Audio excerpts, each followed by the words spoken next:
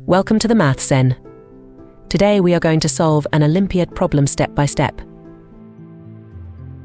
We begin with two equations and our task is to find the values of a and b. Our first step is to express b in terms of a. From the first equation we can derive that b equals 10 minus a. Now we substitute this expression for b into our second equation,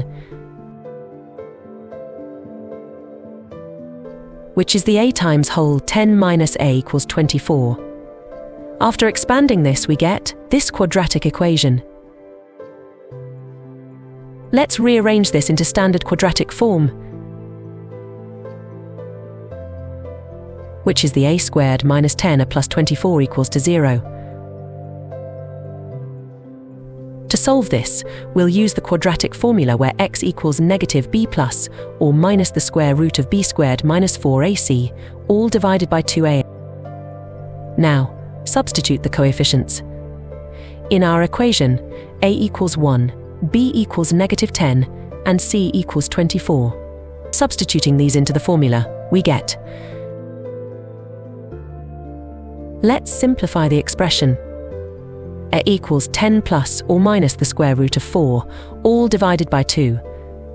This gives us a equals 10 plus or minus 2, all divided by 2. This leads to two solutions: a equals 6 or a equals 4. Remember, b equals 10 minus a.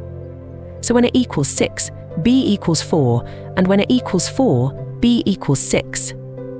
Therefore, our solution set is either 6, 4 or the 4, 6. Both are the real solutions, depending upon the value of a. Let's verify our solutions. Putting the value of both sets of solutions satisfies every equation. Therefore, indeed, both are the solutions. Thanks for joining us. If you like the video, then please subscribe to the channel.